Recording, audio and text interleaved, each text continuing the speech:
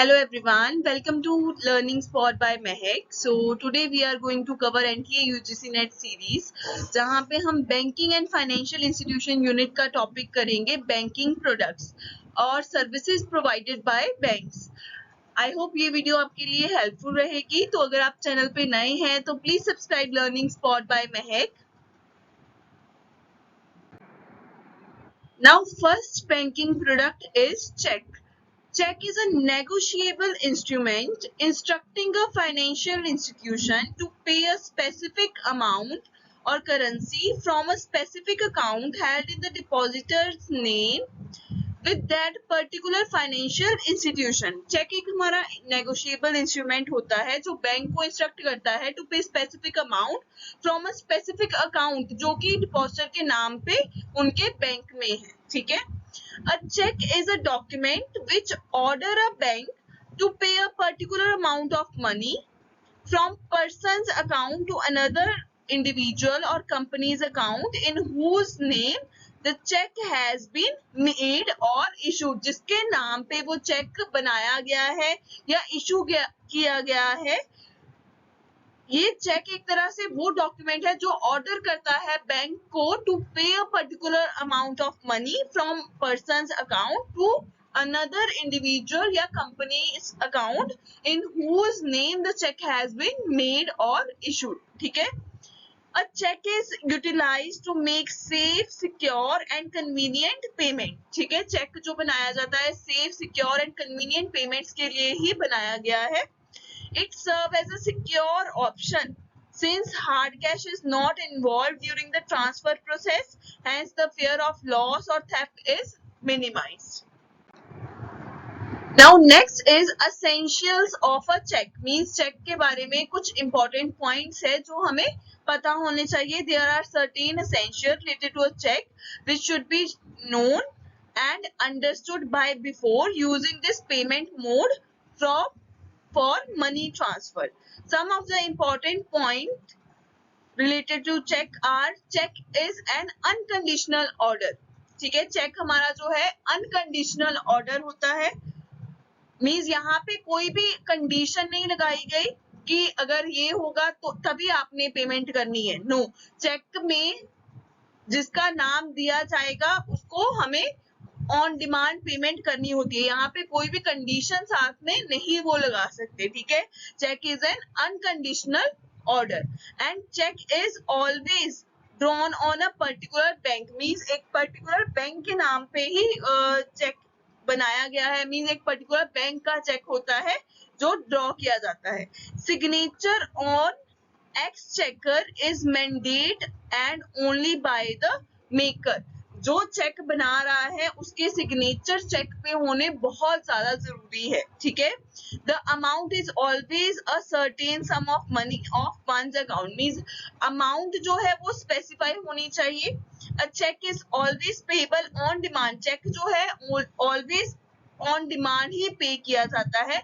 Suppose मुझे किसी ने चेक दिया, आज मुझे चेक दिया, इसका मतलब ये नहीं है कि मेरे पास चेक घर पे पड़ा है और मेरे अकाउंट में पैसे आ जाएंगे। नहीं, जब वो चेक मैं बैंक में डिपॉजिट करवाऊंगी तब जाके वो पैसे मेरे अकाउंट में आएंगे। ठीक है।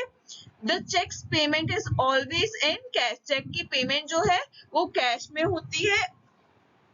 This cash amount is to be paid to the person mentioned therein or order or the bearer. ठीक है। चेक्स के भी आगे टाइप्स होते हैं जो अब हम आगे करेंगे। ठीक है। वैसे अगर हम बात करें चेक की जो कैश अमाउंट है वो उसी पर्सन को पे की जाती है जिसका नाम चेक पे मेंशन होता है।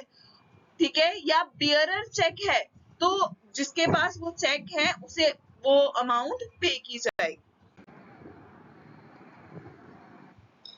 Now next is number of parties involved in check.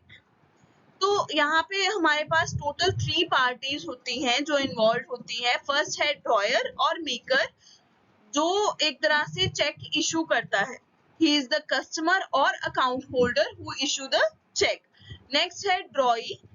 It is basically the bank on which the check is drawn and is called drawee. Always remember that check is always drawn on a particular banker. Sometimes हमारा जो पेई है वो ही ड्रॉई होता है, पेई होता है जिसके नाम पे चेक बनाया जा रहा है, ठीक है, जिसको पेमेंट की जाएगी। The individual who is named in the check for getting the payment is known as payee. Interestingly, the drawee and payee can be the same individual in particular case. Now next is types of checks. तो first है हमारा bearer check. Bearer check is one in which payment is made to a person bearing and carrying the check. Means payment के time पे जिसके पास वो check होगा, जो बैंक के पास वो चेक लेके जाएगा, उसे पेमेंट मिल जाएगी. These checks are transferable by delivery. That is, if you are carrying the check to the bank, you can be issued the payment too. ठीक है, मीन्स bearer चेक अगर आपके पास है तो आपको पेमेंट मिल जाएगी, जिसके पास वो चेक होगा उसे पेमेंट मिल जाएगी. The bank needs no other authorization from the issuer to be allowed to make the payment. यहाँ पे bearer check के केस में बैंक को कोई authorization वगैरह करने की जरूरत नहीं होती. अब अगर हमें आइडेंटिफाई करना है कि ये bearer check है या नहीं है तो हम कैसे करेंगे? bearer check पे the word bearer printed होगा, ठीक है. नेक्स्ट है हमारा order check. In these checks the word or bearer is cancelled. यहाँ पे और bearer जो होगा वो cancelled होगा. Such checks can only be issued to the person whose name is mentioned. जिसका नाम mention होगा चेक पे उसी को पेमेंट मिलेगी बैंक से, ठीक है. The bank will do its background check to authenticate the check's bearer's identity before realizing the payment, ठीक है, before releasing the payment. तो यहाँ पे जिसका नाम चेक पे होगा उसका नाम, एक तरह से उसका बैकग्राउंड वगैरह प्रॉपर चेक किया जाएगा बाय द बैंक. नेक्स्ट है हमारा cross cheque. You may have observe cheque with 2 sloping parallel lines with the word account pay written on the top left, ठीक है. यहाँ पे जैसे ऐसे 2 लाइंस होगी, ठीक है, और अकाउंट पे वहां पे लिखा होगा, तो उसका मतलब होता है cross cheque. The lines ensure that irrespective of who present the check, the payment will only be made to the individual whose name is written on the check. In other words, the account payee along with his or her account number. These checks are relatively safe because they can be encashed only at the drawee bank, ठीक है. ड्रॉई के bank में ही वो check जो है वो deposit होगा, वहां पे अकाउंट पे का नाम जो है मेंशन होगा, उसका अकाउंट नंबर मेंशन होगा, ठीक है. नेक्स्ट है open cheque. Open cheque means जो अनक्रॉस चेक होता है. This cheque can be encashed at any bank. ये चेक हम किसी भी बैंक से एनकैश करवा सकते हैं. दूसरी तरफ अगर हम क्रॉस चेक की बात करें, क्रॉस चेक जो है अकाउंट पे के ही अकाउंट में डिपॉजिट होगा, ठीक है. And the payment can be made to the person bearing the cheque. जिसके पास वो चेक होगा उसे पेमेंट कर देगा बैंक, ठीक है. और ये चेक जो है ट्रांसफरेबल होते हैं फ्रॉम द ओरिजिनल पे.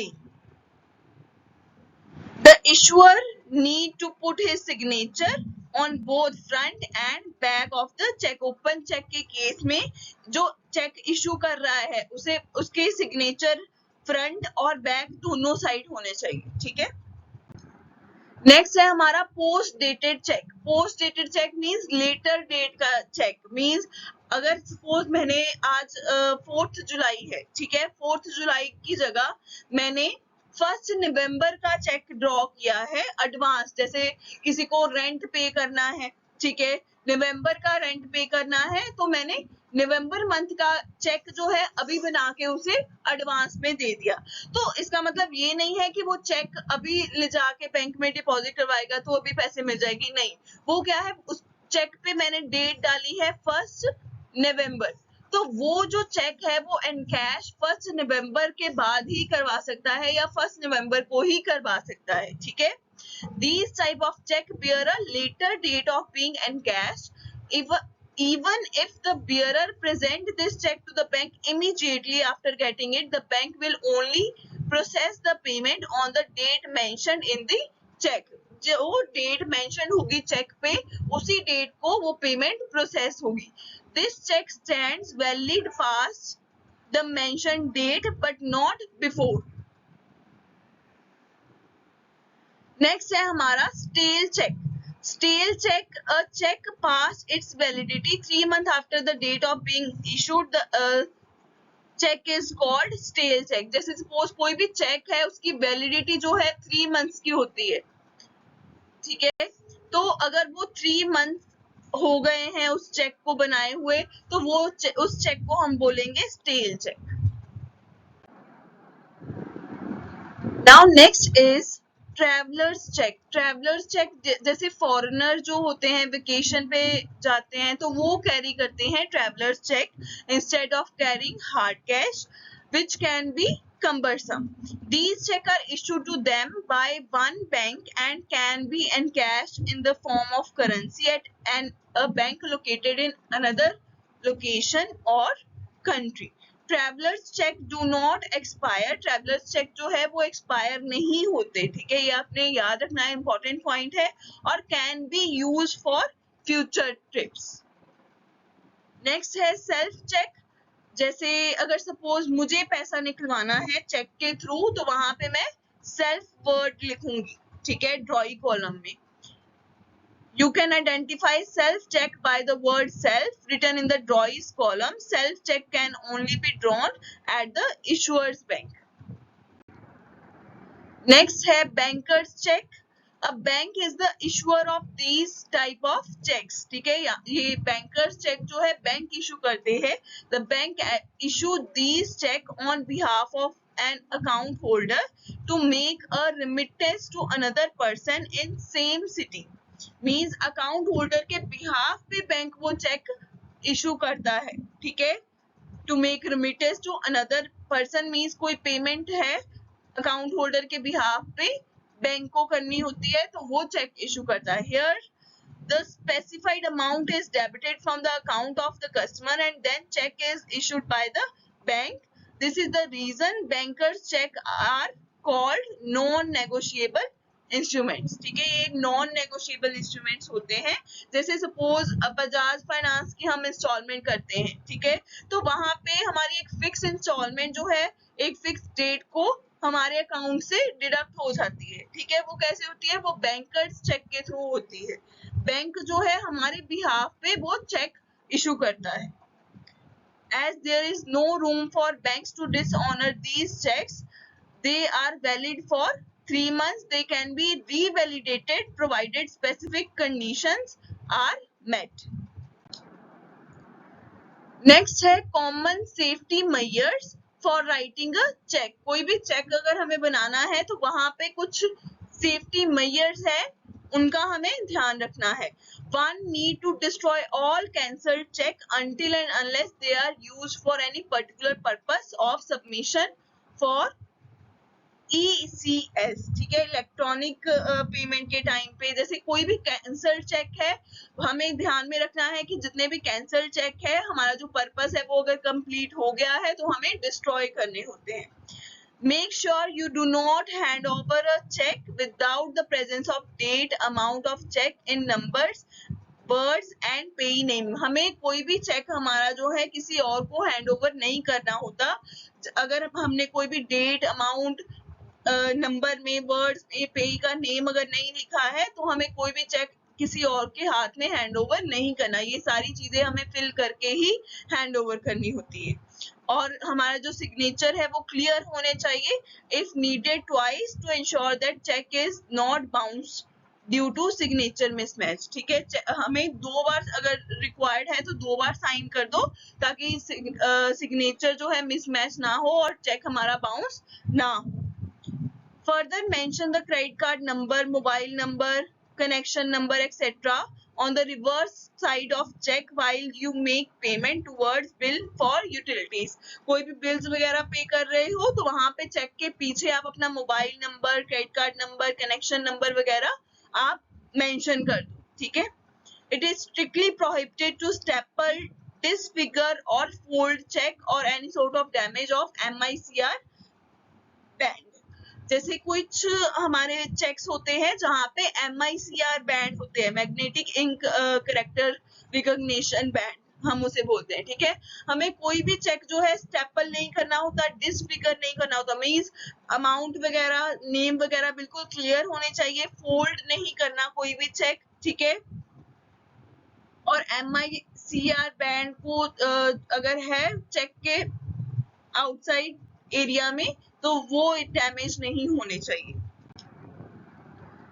MICR क्लियरिंग की अगर हम बात करें, एक तरह से ये स्पीडलियर कलेक्शन ऑफ चेक्स हो, तभी RBI ने ये इंट्रोड्यूस किया था लेट 1980s में, ठीक है, to reduce the delay in clearing of cheques and thus support large volume of cheque clearing, ठीक है। फास्टली काम हो, जल्दी से काम हो, जल्दी से चेक्स जो है क्लियर हो जाए, डिले ना हो ज्यादा। RBI ने लेट 1980s में MICR क्लियरिंग मेथड अडॉप्ट किया था, ठीक है। MICR has brought in encoding of check as well as mechanical sorting and listing of checks. MICR is a system of 9 digits divided into 3 groups, each containing 3 numbers.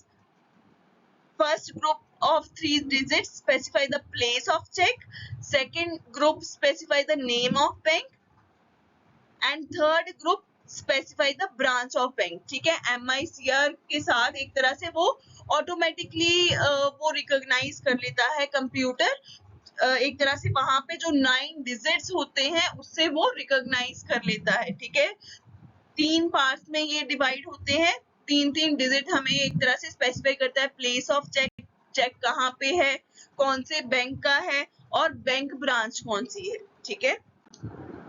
Next है हमारा intercity clearing between RBI centres. ये एक तरह से RBI ने initially introduce किया था between the 4 metros. Now two way intercity clearing it's operational between many centres. अभी ये बहुत सारे सेंटर्स में 2-वे इंटरसिटी क्लियरिंग जो है ये चलता है, ठीक है। नेक्स्ट है magnetic media based clearing system. It is actually the computerization of operation of other clearing houses using the magnetic media system. Computerization system एक तरह से उन्होंने इंट्रोड्यूस किया और ये भी इनिशिएटिव जो है RBI ने लिया। नेक्स्ट है RBI introduced 2 major electronic payment fund transfer system, namely NEFT, National Electronic Fund Transfer, ECS, Electronic Clearing Service, RTGS, Real Time Gross Settlement, ठीक है। ये तीनों बहुत इंपॉर्टेंट है और ये हमारे बैंकिंग प्रोडक्ट्स जो है एक तरह से ऑनलाइन ट्रांजैक्शन में भी हमें हेल्प करते हैं, ठीक है। RTGS जो है ज्यादातर हाई वैल्यू ट्रांजैक्शंस के लिए इंस्ट्रूमेंट बनाया गया है, ठीक है। These system replace the existing paper mandates though the customer has both the option to use. Means ये जो सिस्टम है NEFT RTGS ने ये चेक वाला सिस्टम उन्होंने थोड़ा रिप्लेस कर दिया, तो मतलब जो कस्टमर है वो यूज कर सकता है, चेक वाला सिस्टम भी यूज कर सकता है, NEFT RTGS वाला सिस्टम भी यूज कर सकता है। These system efficiently minimize delay as these system are faster. NEFT RTGS जो है उसके थ्रू फास्टर पेमेंट होती है, एक अकाउंट से दूसरे अकाउंट में अगर हमें फंड्स ट्रांसफर करने हैं वो फास्टली होते हैं, चेक के थ्रू थोड़ा डिले होता है, ठीक है। फर्स्ट अगर हम बात करें NEFT की, national electronic fund transfer, RBI has introduced an electronic fund transfer system called NEFT system. A set of procedure to be followed by various stakeholders to the system are detailed in this document. अभी NEFT system क्या है, जहां पे अगर हमें एक account से दूसरे अकाउंट में फंड्स ट्रांसफर करने हैं तब ये जो इंस्ट्रूमेंट है हमारे काम में आता है। अभी यहाँ पे इसके जो एडवांटेजेस की अगर हम बात करें तो क्या एडवांटेजेस है, round the clock availability on all days of the year. NEFT जो है वो near real time funds transfer अगर हमें करना है उसी टाइम पे हो जाता है और all days of the year ये अवेलेबल होता है, ठीक है। पैन इंडिया कवरेज होती है, मींस हमें पूरे इंडिया में कहीं भी फंड्स ट्रांसफर करने हैं हम इजीली कर सकते हैं, ठीक है। पॉजिटिव कंफर्मेशन हमें मिल जाती है by SMS, email on credit to the beneficiary account. जब पैसे डिपॉजिट हो जाते हैं बेनिफिशियरी के अकाउंट में एसएमएस आ जाता है या ईमेल आ जाती है। Panel interest provision for delay in credit और रिटर्न ऑफ ट्रांजैक्शन। अगर डिले हो जाए क्रेडिट में या रिटर्न हो जाए ट्रांजैक्शन तो उसके कोई भी एक्स्ट्रा चार्जेस बैंक नहीं लेता, ठीक है। No charges to saving bank account customer for online NEFT transaction. अगर हम ऑनलाइन भी एक अकाउंट से दूसरे अकाउंट में फंड्स ट्रांसफर करते हैं तो वहां पे भी कोई चार्जेस बैंक डिडक्ट नहीं करता, ठीक है। Besides fund transfer, NEFT system can be used for a variety of transactions, including payment of credit card dues, payment of loan EMI, inward foreign exchange remittances, ठीक है। नेफ्ट सिस्टम जो है और भी कई ट्रांजैक्शन में हमें हेल्पफुल रहता है, ठीक है। Available for one way fund transfer from India to Nepal. India to Nepal अगर हमें फंड्स ट्रांसफर करना है वन वे, उसमें भी नेफ्ट अवेलेबल है। नेक्स्ट अगर हम बात करें नेफ्ट सिस्टम ऑपरेट कैसे करता है, ठीक है। Following is the step wise flow of NEFT transaction. An individual, firm, corporate willing to fund transfer through NEFT can use internet mobile banking facility offered by his or her bank for initiating online fund transfer request. The remitter has to provide detail of beneficiary such as name of beneficiary, name of bank branch where the beneficiary has an account, IFSC code, account type and account number, etc. for addition of beneficiary to his her internet mobile banking module. जैसे हम online भी funds वगैरह transfer करते हैं एक account से दूसरे account में, तो वहां पे भी हमारे पास ऑप्शन आते हैं, ठीक है। हमें अकाउंट नंबर फिल करना होता है बेनिफिशियरी का, मींस जिसे हम फंड्स ट्रांसफर कर रहे हैं उसका IFSC कोड, उसका नेम, ठीक है। तो वो सारी डिटेल हमें फिल करनी होती है ऑनलाइन अगर हम ट्रांजैक्शन कर रहे हैं इंटरनेट के थ्रू, मोबाइल बैंकिंग फैसिलिटी के थ्रू अगर हमारा बैंक प्रोवाइड कर रहा है हमें। जैसे अभी तो ऑलमोस्ट सभी बैंक्स ने ही अपना एक ऐप जो है इलेक्ट्रॉनिक ट्रांजैक्शन के लिए लॉन्च कर दिया हुआ है, ठीक है, जिसके थ्रू हम इजीली फंड्स जो है ट्रांसफर कर सकते हैं, नेफ्ट के थ्रू भी, RTGS के थ्रू भी, ठीक है। नेफ्ट जो है ज्यादातर अगर हमारी जो ट्रांजैक्शन अमाउंट है 2 लाख से कम की है उस टाइम पे नेफ्ट हम यूज कर सकते हैं फंड ट्रांसफर करने के लिए, ठीक है।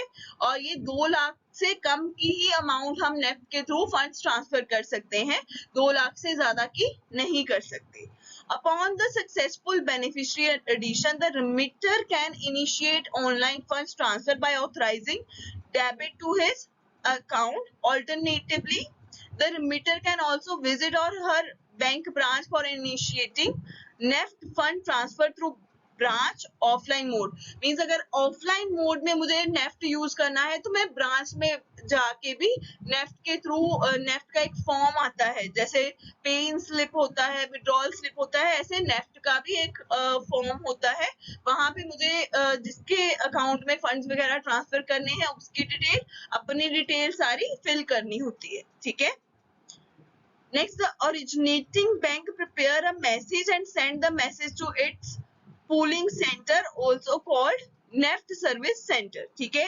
तो बैंक जो है प्रिपेयर करता है एक मैसेज, ठीक है, नेफ्ट सर्विस सेंटर के through, the pooling centre to forward the message to the NEFT clearing centre and operated by the RBI। वो पूलिंग सेंटर जो है वो मैसेज को नेफ्ट क्लियरिंग सेंटर पे भेजता है जो कि RBI ऑपरेट करता है। To be included the next available batch, the clearing center sort the fund transfer transaction beneficiary bank wise and prepare the accounting entries to receive funds from the originating banks and give the fund to the beneficiary bank, ठीक है। ये clearing center के through जो है वो transfer कर देते हैं ट्रांजैक्शन जो भी होती है, ठीक है। और बैंक वाइज रेमिटेंस होती है, ठीक है, मैसेज वगैरह भी उसी के अकॉर्डिंग होते हैं। The beneficiary bank receive the inward remittance message from the clearing centre and pass on the credit to the beneficiary customer's account. तो ये सारा एक तरह से नेफ्ट में प्रॉपर प्रोसीजर होता है, कैसे ट्रांजैक्शन होती है पूरी। हम तो जैसे बैंक में जाते हैं या ऑनलाइन ट्रांजैक्शन करते हैं, उसके बाद का काम जो होता है बैंक का होता है, ठीक है, नेफ्ट सर्विस सेंटर का होता है, ठीक है। नेफ्ट क्लियरिंग सेंटर आ जाता है, उसके बाद आरबीआई सारा देखता है, ठीक है। अभी नेफ्ट ट्रांजैक्शन जो होती है, क्या कस्टमर चार्जेस भी पे करता है बैंक को, ठीक है। तो यहाँ पे अगर हम बात करें, यहाँ पे कोई भी चार्जेस लेवी नहीं होते फ्रॉम द मेंबर बैंक और फॉर नेफ्ट ट्रांजैक्शन। जितने भी मेंबर बैंक हैं आरबीआई के, उनपे नेफ्ट ट्रांजैक्शन पे कोई भी चार्जेस लेवी नहीं होते। There are no charges to be levied for inward transaction at destination bank branch for giving credit to the beneficiary account. For outward transaction the maximum charges that bank can levy for their customer NEFT transaction are as follows. Means inward पे तो कोई भी transaction नहीं है। Suppose मेरे account में कोई पैसे डाल रहा है, तो मेरे बैंक को कोई भी मतलब चार्जेस वगैरह मेरे से डिडक्ट नहीं करने, ठीक है। फॉर आउटवर्ड ट्रांजैक्शन मींस अगर मैं किसी को फंड्स ट्रांसफर कर रही हूँ उस टाइम पे वैसे तो कोई चार्जेस नहीं लगते, बट फिर भी बैंक ने एक तरह से मैक्सिमम कितने चार्जेस डिडक्ट कर सकता है, ठीक है, वो हमें बताया गया। ऑनलाइन ट्रांजैक्शन अगर है तो कोई भी चार्जेस नहीं है, not levy any charges, but maximum charges outward transaction पे at the originating bank are, अगर 10,000 से कम की ट्रांजैक्शन है तो 2.5 रुपीज, 10,000 से 1 लाख की है तो 5 रुपीज, 1 लाख से 2 लाख की है तो 15 रुपीज, ठीक है। 2 लाख से अबव वैसे तो नेफ्ट के थ्रू फंड्स ट्रांसफर नहीं होते, बट 25 रुपीज एप्लीकेबल होते हैं अगर हम करते भी हैं। नेक्स्ट अगर हम बात करें electronic clearing service. Electronic clearing service एक तरह से इलेक्ट्रॉनिक मोड के थ्रू अगर हम फंड्स ट्रांसफर करते हैं वन बैंक टू अनदर, ठीक है, तब इलेक्ट्रॉनिक क्लियरिंग सर्विस हम उसे बोलते हैं, ठीक है। आजकल ऑनलाइन जो ट्रांजैक्शन हो रही है वो इसी के थ्रू होती है। It can be used by the institution for making payment such as distribution of dividend, interest, salary, pension and any other. It can also be used to pay bills, any other charges such as telephone, electricity, water, for making equated monthly installment payments such as loan, SIPs, ठीक है। ये both credit and debit purpose के लिए use होती है, ठीक है। RBI एक तरह से रेगुलेट करता है, ठीक है, वो चार्जेस भी लेता है फ्रॉम द स्पॉन्सर बैंक से, but destination bank branch have been directed to afford ECS credit free of charge to the beneficiary account holder, means it costs nothing। जो destination bank branch होती है एक तरह से वहां पे फ्री ऑफ चार्ज ही होता है, ठीक है। Next very important, real time gross settlement, RTGS, ठीक है। ये भी एक तरह से एक बैंक से दूसरे बैंक में फंड्स ट्रांसफर करने में काम आता है, मनी ट्रांसफर करने में काम आता है, ठीक है। बट यहाँ पे जो फंड्स ट्रांसफर होते हैं वो रियल टाइम में होते हैं और ग्रॉस बेसिस पे होते हैं। रियल टाइम मतलब कोई भी वेटिंग पीरियड नहीं होता, उसी टाइम पे फंड्स ट्रांसफर हो जाते हैं जिस टाइम पे हम कर रहे हैं। With the transaction being settled as soon as they are processed. Gross settlement means the transaction is settled on the one-to-one basis without bundling और netting with any other transaction. जैसे नेफ्ट के case में हमने किया, ठीक है, वहां पे क्या है, जितनी भी नेफ्ट की ट्रांजैक्शन होती है वो आगे क्लियरिंग हाउस के पास जाती है, बट यहाँ पे 1-to-1 बेसिस पे जो है ग्रॉस सेटलमेंट होती है, कोई भी बंडलिंग या नेटिंग ऑफ एनी ट्रांजैक्शन नहीं होती, ठीक है। Settlement means that once processed, payment are final and irrevocable। Means settlement means एक उस टाइम पे पेमेंट प्रोसेस हो जाती है, उसके बाद हम रिवोक नहीं कर सकते, मींस कैंसल नहीं कर सकते। नेक्स्ट है एडवांटेजेस ऑफ आरटीजीएस। आरटीजीएस के बहुत सारे एडवांटेजेस है, जैसे ये सेफ एंड सिक्योर सिस्टम है फंड ट्रांसफर के लिए, ठीक है। यहाँ पे कोई भी अमाउंट कैप नहीं है, मींस मैक्सिमम हम जितना मर्जी फंड्स जो है आरटीजीएस के थ्रू ट्रांसफर कर सकते हैं। जैसे नेफ्ट के केस में 2 लाख तक होती है, आरटीजीएस के केस में ऐसा कोई अमाउंट कैप नहीं है। और ये हमें ऑल डे अवेलेबल होता है, ठीक है, इंक्लूडिंग सैटरडेज।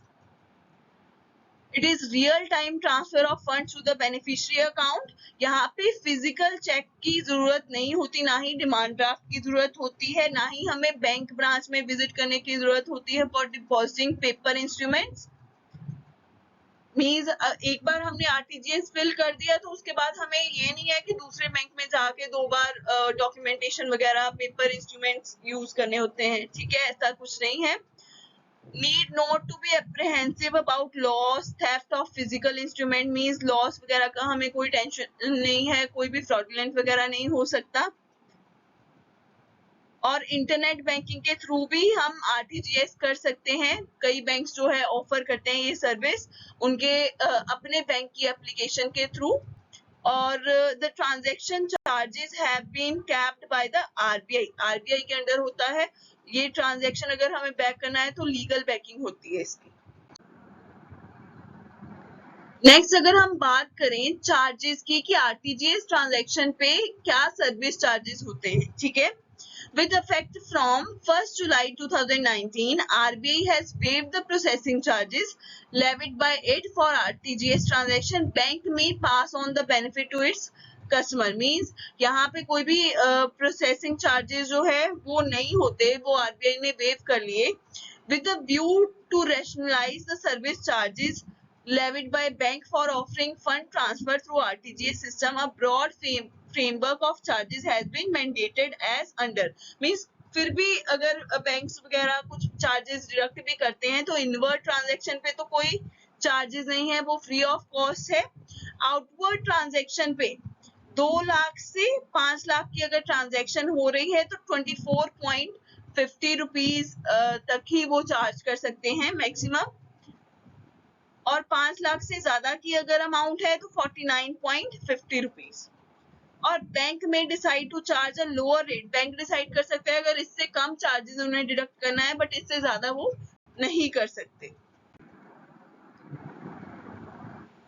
कुछ असेंशियल इंफॉर्मेशन है that remitting customer need to furnish to the bank for making the remittance. मीन्स जो कस्टमर को देनी होती है बैंक को, ठीक है, तो वो कौन सी इंफॉर्मेशन है, अमाउंट कितनी है जो हमें रिमिट करनी है, account number, name of beneficiary, bank and branch, IFSC code, name of beneficiary customer, account number उसका, सेंडर टू रिसीवर इंफॉर्मेशन, ठीक है। ये सारी इंफॉर्मेशन है जो हमें फिल करनी होती है आरटीजीएस फॉर्म पे।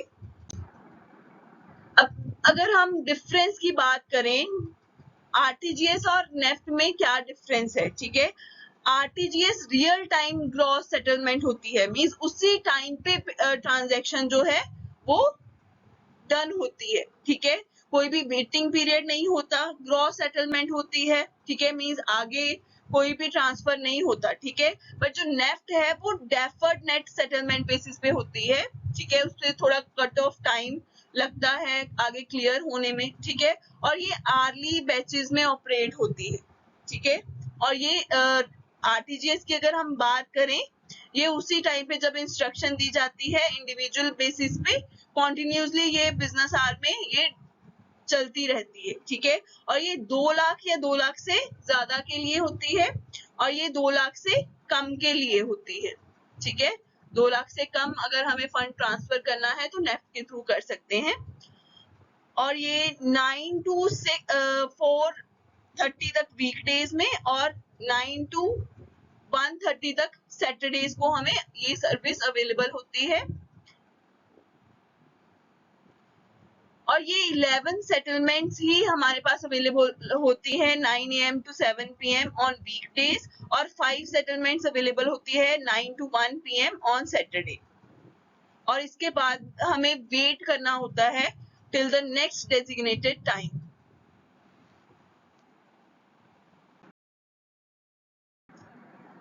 Now thank you. अगर आपको वीडियो अच्छी लगी है, हेल्पफुल लगी है, तो please like, comment, share and subscribe learning spot by Mahak.